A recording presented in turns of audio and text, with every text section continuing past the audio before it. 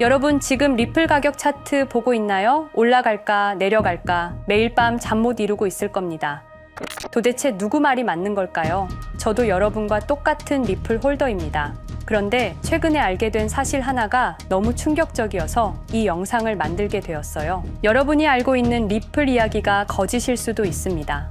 만약 ETF 승인 여부가 정말 중요한 게 아니라면 어떨까요? 만약 그동안 우리가 기다리고 있는 모든 호재들이 진짜 게임의 시작에 불과하다면 혹시 이런 의문 들어보신 적 있으신가요? 왜 리플만큼 혁신적인 기술이 7년간 이렇게 고생해야 했을까? 국제 송금을 3초 만에, 거의 제로에 가까운 수수료, 이런 기술이 왜 억눌려 있었을까? 그리고 왜 같은 시기에 비트코인은 ETF 승인까지 받으며 승승장구했을까? 이게 정말 우연일까요?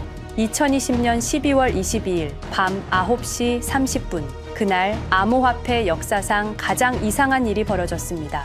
SEC가 리플을 고소한다고 발표하자 리플은 30분 만에 60% 폭락했습니다.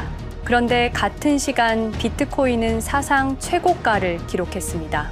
이게 말이 되나요? 더 기가 막힌 건 SEC 발표 30분 전부터 이미 리플 대량 매도가 시작됐다는 사실입니다. 즉, 누군가 미리 알고 있었다는 뜻입니다. 그리고 그날 가장 빨리 리플 상장 폐지를 발표한 거래소가 코인베이스였습니다. 과연 우연일까요? 여러분, 혹시 코인베이스 창립자들이 누구와 연결되어 있는지 아시나요? 바로 여기서부터 모든 퍼즐이 맞춰지기 시작합니다. 2004년 어느 가을날 페이팔이라는 작은 결제 회사가 15억 달러에 매각됩니다. 그때 돈을 받은 6명의 젊은이들이 있었습니다. 일론 머스크, 피터 틸, 리드 호프만. 이들은 그 돈으로 실리콘밸리를 완전히 바꿔놓기 시작했습니다. 테슬라, 페이스북, 링크드인, 펠런티어. 지금 여러분이 매일 사용하는 거의 모든 서비스들 뒤에 이들이 있습니다. 그런데 2017년 이들에게 예상치 못한 위협이 나타났습니다. 바로 리플이었습니다. 왜 위협이었을까요? 리플이 성공하면 그들이 20년간 구축한 결제 제국 전체가 무너질 수 있었습니다. 그래서 이들은 리플을 제거하기로 결정했습니다. 언론 공격부터 시작해서 커뮤니티 분열, 거래소 압박, 그리고 마지막에 SEC 소송까지. 모든 게 너무 체계적이고 조직적이었습니다. 반면 비트코인은 어떻게 됐을까요? 이들은 비트코인을 자신들의 편으로 만들었습니다. 투자하고 지원하고 키워나갔습니다.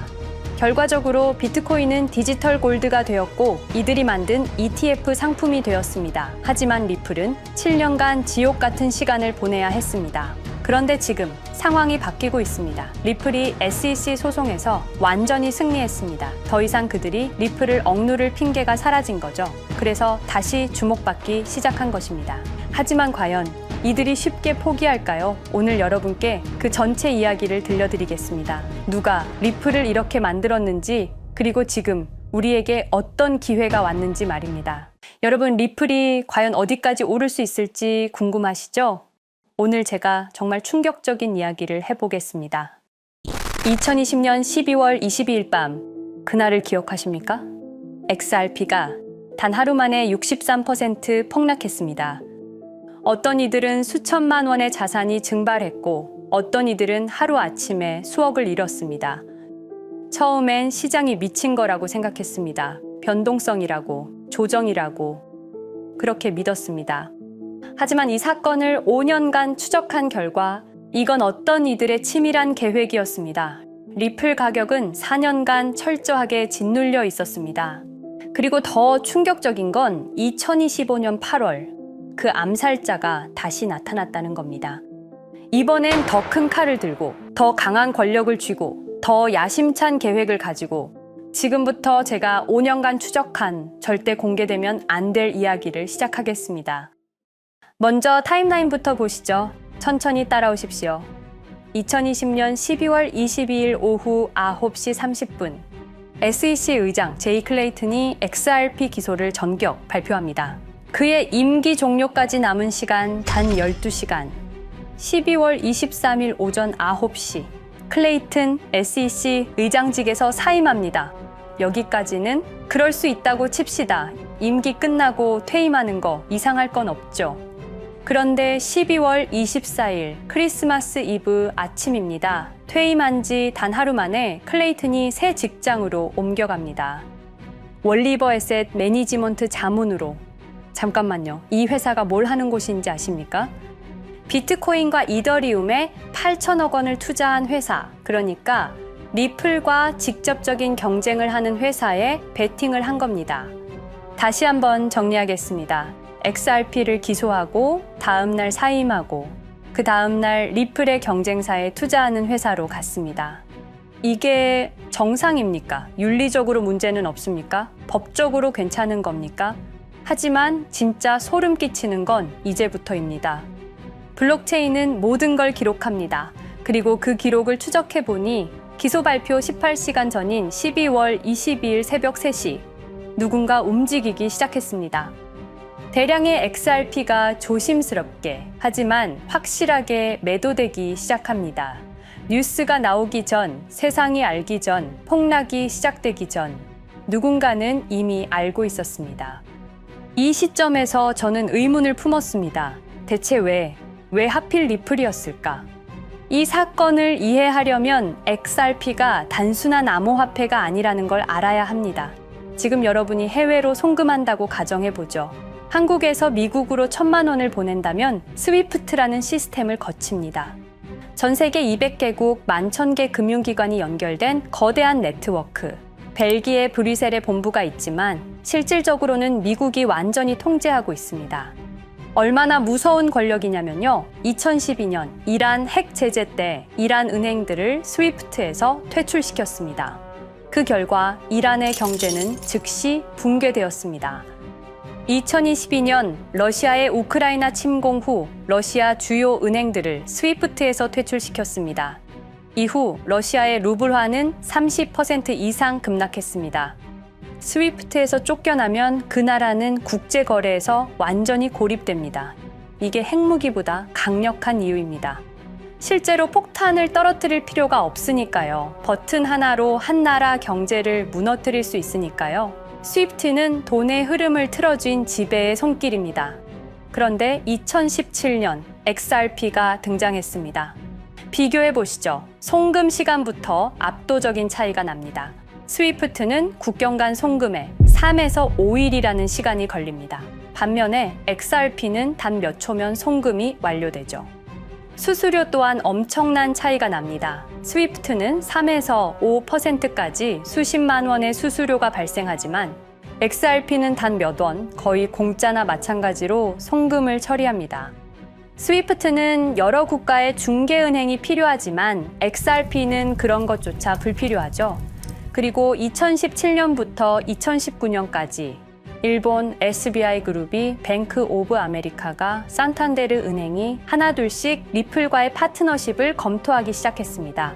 총 200개 이상의 금융기관, 연간 200조 원 규모의 국제 송금 시장에서 XRP가 스위프트를 완전히 대체할 수 있다는 게 증명되는 순간, 바로 그때 누군가에게는 절체절명의 위기가 된 겁니다. XRP는 단순한 암호화폐가 아니었습니다. XRP는 미국이 전 세계를 통제하는 금융 무기에 대한 직접적인 도전이었습니다. 그래서 저는 추적하기 시작했습니다. 누가 XRP를 제거하려 했나? 처음엔 당연히 정부를 의심했습니다. SEC니까요. 미국 정부 기관이니까요. 그 다음엔 월스트리트를 의심했습니다. 은행들이 위협을 느꼈을 거라고 생각했죠. 그런데 조사를 하면 할수록 이상했습니다. 모든 흔적이 전혀 예상치 못한 곳을 가리키고 있었습니다. 실리콘밸리, 뉴욕이 아니라 샌프란시스코, 월스트리트가 아니라 테크 기업들, 혁신과 자유의 상징이라던 바로 그곳 말입니다. 2002년 10월 3일로 돌아가 보겠습니다. 페이팔이 이베이에 15억 달러에 매각됩니다. 그날 50명의 직원이 퇴사합니다. 보통 회사라면 뿔뿔이 흩어지겠죠. 각자 길을 가고 연락도 끊기고, 그런데 이들은 달랐습니다. 그들은 네트워크를 만들었습니다. 서로의 회사에 투자하고 서로를 임원으로 영입하고 서로의 성공을 발판 삼아 더 크게 성장하고 20년이 지난 지금 그들이 창업하거나 투자한 기업들의 시가총액을 합치면 우리나라의 GDP보다 큽니다. 2007년 포춘지가 이들에게 특별한 이름을 붙였습니다. 페이팔 마피아. 당시엔 실리콘밸리 성공 신화로 보도됐죠. 아름다운 동료의 혁신가들의 연대, 그런 이야기들. 하지만 2025년 지금 우리는 다르게 보게 됩니다. 핵심 인물들을 하나씩 보시죠. 피터 틸, 1998년 페이팔 공동 창업, 2002년 억만장자 등극, 2003년 그는 새로운 게임을 시작합니다. 팔란티어, 9.11 테러 직후였습니다. 미국은 공포에 떨고 있었죠. 피터 틸이 말했습니다. 우리의 사기 탐지 기술을 국가안보에 사용할 수 있습니다. 그리고 CIA의 벤처 펀드 인큐텔로부터 투자를 받습니다. 20년 후 지금 FBI의 핵심 시스템도, CIA의 데이터 분석 시스템도, 국방부의 작전 시스템도, 국토안보부의 전산망까지도 미국 정부의 모든 데이터는 피터 틸의 회사를 거칩니다. 하지만 피터 틸의 진짜 권력은 정치에서 나옵니다. 2022년 JD 벤스라는 젊은 오하이오 출신 정치 신인이 상원의원 선거에 출마합니다. 우리에게는 러스트 벨트의 가난한 백인 집안 출신으로 알려져 있고 힐빌리의 노래의 저자로 유명세를 타기 시작했습니다. 피터 틸이 움직입니다. 1,500만 달러, 우리 돈으로 약 200억 원을 이 젊은이에게 쏟아붓습니다. 벤스 당선. 2024년 7월 플로리다 마러라고 피터 틸이 트럼프를 찾아갑니다. 대화의 내용은 단 하나, 제가 추천하고 싶은 부통령 후보가 있습니다. 2025년 1월 20일 JD 벤스 미국 48대 부통령 취임. 페이팔 마피아가 백악관에 발을 들여놓은 역사적 순간입니다. 그리고 벤스뿐만이 아니었습니다. 일론 머스크, 여러분이 잘 아시는 그 일론 머스크 말입니다. 테슬라, 스페이스X의 CEO, 2024년 대선에 4,300억 원을 기부합니다. 트럼프 최대 후원자, 그리고 트럼프 2기 행정부에서 정부 효율부 DOJ 수장으로 임명됩니다. 연방정부 전체의 예산을 삭감할 권한, 그의 시장 조작 능력은 이미 증명됐죠. 2021년 5월 트윗 한 줄로 비트코인을 폭락시킨 후 뒤로는 더 싸게 매집했습니다. 데이비드 sak스, 백악관 AI 암호화폐 차르, 모든 AI 정책과 암호화폐 정책의 최종 결정권자, 페이팔의 전 COO. 미국의 암호화폐 정책 최종 결정권을 페이팔 마피아가 쥔 겁니다. 그리고 한 명 더, 여러분이 잘 모르는 이름이지만 아주 중요한 인물입니다. 제드 맥켈럽, XRP 공동 창업자, 2013년 리플을 나옵니다. 그리고 스텔라루멘이라는 경쟁 코인을 출시합니다. 그가 가진 XRP는 90억 개, 2022년까지 전부 매도합니다. 무려 4조 2천억 원이라는 천문학적인 수익을 기록했습니다. 그런데 기묘한 일이 벌어집니다. 2025년 6월 페이팔의 스테이블 코인 페이팔 USD가 스텔라루멘 체인으로 확장을 발표합니다. 리플의 배신자가 만든 플랫폼으로. 우연일까요? 그리고 저는 결정적 증거를 찾았습니다. 2025년 초 내부 고발자가 나타납니다. 월리버 에셋 매니지먼트. 기억하시죠? 제이 클레이튼이 XRP 기소 다음 날 합류한 바로 그 회사. 그 회사의 내부 문서가 유출됩니다. 공개된 투자 내역은 이랬습니다. 비트코인에 우리 돈 5천억 원, 이더리움에는 3천억 원이 투자금 명목으로 지출되었습니다. 이 돈들이 향한 곳은 모두 리플의 경쟁사들이었습니다. 그리고 충격적인 숨겨진 투자 내역. 스텔라루멘에는 700억 원을, 팔란티어의 주식에 1조 6천억 원, 금액이 비공개된 투자금은 페이팔의 페이팔 USD로 향했습니다. 잠깐, 스텔라루멘, 제드 맥켈럽의 코인, 팔란티어, 피터 틸의 회사, 페이팔 USD, 페이팔의 스테이블 코인. 제이 클레이튼이 SEC를 나오자마자 들어갔던 월리버 에셋 매니지먼트를 통해서 팔란티어, 스텔라루멘, 페이팔로 흘러 들어간 것입니다. 모든 것이 연결됩니다. 모든 것이 한 곳을 가리킵니다. 이건 우연이 아닙니다. 리플과 SEC의 소송전은 거대한 연극이었던 것입니다. 모든 게 페이팔 마피아들의 계획이었던 겁니다. 이제 전체 그림이 보입니다. 페이팔 마피아의 리플 제거 작전, 이제 전부 재구성할 수 있습니다. 제드 맥켈럽이 XRP 공동 창업자로 참여하여 핵심 기술을 습득. 2013년 의도적으로 갈등을 벌인 후 퇴사. 그것도 90억 개의 XRP를 보유한 채로 말이죠. 시한폭탄을 설치한 겁니다. 피터 틸의 팔란티어, 2003년 CIA의 인큐텔 펀드 투자로 창업. 2020년까지 FBI, CIA, 국방부의 핵심 시스템을 장악하게 됩니다. 미국 정부 전체를 들여다볼 수 있게 된 겁니다. 2018년 6월, 우리 모두가 아는 바로 그 SEC 기업금융국장 윌리엄 힌먼의 발언. 이더리움은 증권이 아니다. 의도적으로 리플의 가격만 억누르려던 치밀한 계획이었습니다. 제이 클레이튼, 임기 12시간을 남기고 리플을 기소. 사임 이후에는 곧바로 리플의 경쟁사에 투자를 하는 회사의 자문으로 합류. 그야말로 치명타를 먹인 셈이죠. 2023년 8월, 페이팔은 페이팔 USD라는 스테이블 코인을 출시합니다. 그리고 2025년 6월에는 스텔라루멘 메인넷으로의 확장을 발표했습니다. 제드 맥켈럽은 XRP를 매도한 자금으로 스텔라루멘을 개발하게 됐죠. XRP를 대체할 완벽한 준비를 한 겁니다. 트럼프 2기 행정부 출범으로 페이팔 마피아들의 계획이 완성 단계에 접어듭니다. JD 벤스는 부통령으로, 일론 머스크는 정부 효율부 수장으로, 데이비드 sak스는 AI 암호화폐 총책임자로, 피터 틸은 트럼프 인수위의 공동의장 자리에 오릅니다. 페이스북의 모회사인 메타의 로비 비용을 보면 확실히 알 수 있습니다. 2024년 로비 비용으로 역대 최고 금액인 약 2,400억 달러를 지출했습니다. 로비스트 수도 2016년에는 31명에 불과했지만 2024년에는 의원 8명당 1명 꼴인 65명으로 늘어났죠. 정치 권력을 장악하기 위한 그들의 야욕이 그대로 드러나는 부분입니다. 데이비드 sak스, 백악관 입성 후 단 2주 만에 리플이 수년간 워싱턴에 배치한 로비스트들을 전원 축출했습니다. 겉보기에는 이해관계 충돌이라는 명분을 내세웠지만 실제로는 경쟁 세력을 제거하려는 목적이었습니다. 리플의 스피커 역할을 할 마지막 정치적 통로마저 차단이 된 겁니다. 완벽한 계획이었습니다. 그런데 SEC와 리플의 소송전에서 그들이 예상치 못한 일이 벌어집니다. 2023년 7월 아날리사 토레스 판사의 판결. XRP 자체는 증권이 아니다. SEC는 즉시 항소했고 리플도 여기에 부분적으로 항소를 하게 되죠. 법정 공방은 끝이 어딘지도 모르게 이어졌습니다.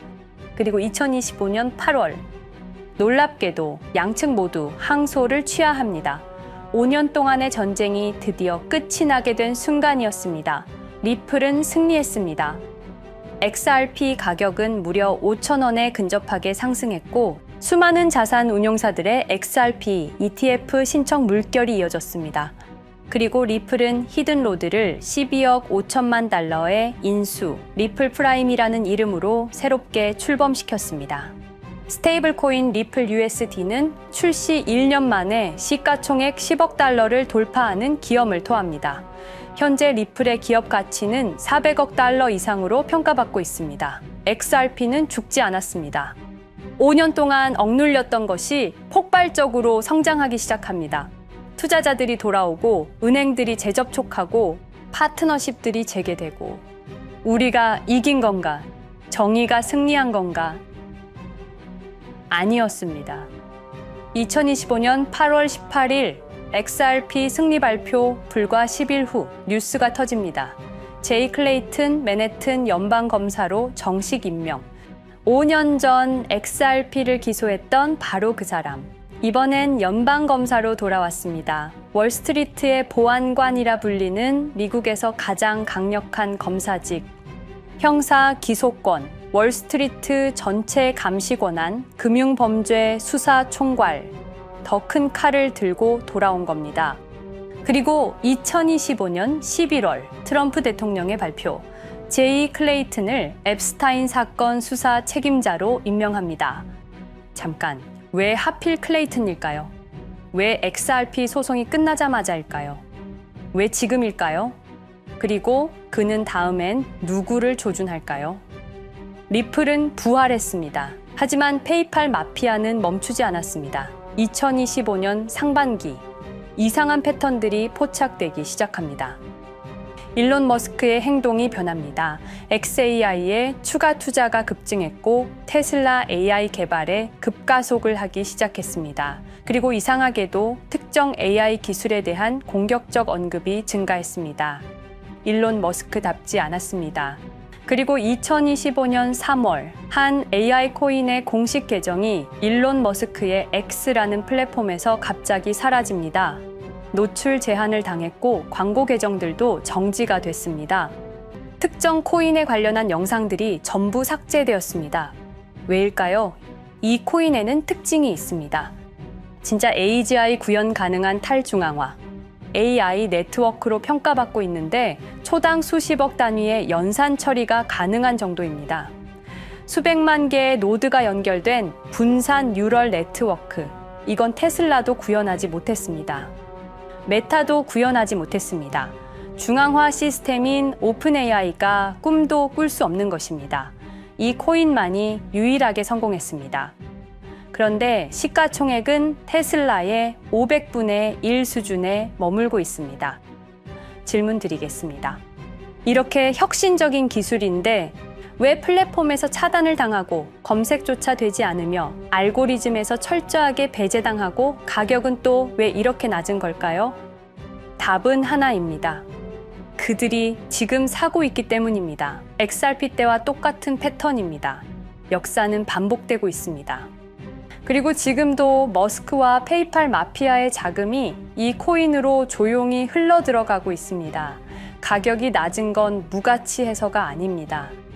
리플이 그랬던 것처럼 그들이 움직이고 있기 때문입니다. 저는 이 AI 코인의 정체를 여기 유튜브에서 공개하려 했습니다. 하지만 치명적인 문제가 있습니다. 유튜브, 2005년 페이팔에서 나온 3명의 남자가 만들었습니다. 체드 헐리, 스티브 첸, 자베드 카림. 여러분이 지금 보고 계시는 이 유튜브라는 플랫폼조차도 모두 페이팔 마피아 출신의 감시망 안에 있습니다. 그리고 X는 일론 머스크가 소유하고 있습니다. 페이스북은 피터 틸의 첫 외부 투자로 시작했습니다. 그들은 플랫폼을 소유하고 있습니다. 백악관도, SEC도, FBI, CIA 계약도, 주요 SNS 플랫폼도 모두 그들 손안에 있습니다. 이전에 제가 이 코인을 공개한 영상이 있었습니다. 그러나 그 영상은 바로 삭제됐고 채널도 정지됐습니다. 가이드라인 위반은 전혀 없었습니다. 그냥 사라졌습니다. 불편한 진실이 다뤄질 때마다 이런 일이 반복됐습니다. 하지만 한 가지는 분명합니다. 5년 전 XRP 투자자들은 속수무책이었습니다. 그런데 그들은 포기하지 않고 5년을 버텼습니다. XRP는 부활했고 포기하지 않는 사람들은 큰 수익을 얻었습니다. 그들은 우리가 잊었다고 생각합니다. 그들은 우리가 용서했다고 생각합니다. 그들은 우리가 포기했다고 생각합니다. 역사를 기억하는 자가 역사를 만듭니다. 자, 이제 질문하겠습니다. 역사는 지금 이 순간에도 반복되고 있습니다. 똑같은 패턴으로, 똑같은 방법으로 또다시 당할 수만은 없습니다. 그들에게 리플이 당했던 것과 똑같은 패턴으로 가격이 짓눌리고 있는 이 코인은 리플이 그랬던 것처럼 결국 모든 걸 이겨내고 상승할 수밖에 없을 것입니다. 그들의 계획을 미리 예측해서 우리가 조금이라도 더 빨리 움직인다면 우리는 도지코인, 시바이누를 초기에 매수했던 사람들처럼 상상할 수도 없는 수익을 올릴 수 있을지도 모릅니다. 저는 오늘 이 코인을 여러분께 공개하겠습니다. 단 유튜브의 스크립트, 작성 기능 때문에 직접적으로 언급할 수는 없습니다. 영상 설명란과 고정 댓글에 있는 링크를 통해 간단한 양식을 작성해 주시는 모든 분들께 이 코인을 알려드리도록 하겠습니다. 선택은 여러분의 몫입니다. 아무것도 하지 않으면 아무 일도 일어나지 않습니다. 행동하십시오. 그러면 여러분의 인생은 바뀌게 될 겁니다. 긴 영상 시청해 주셔서 감사드리고 궁금하신 점은 댓글을 통해 말씀 주시면 제가 성심성의껏 답변해 드리도록 하겠습니다. 감사합니다.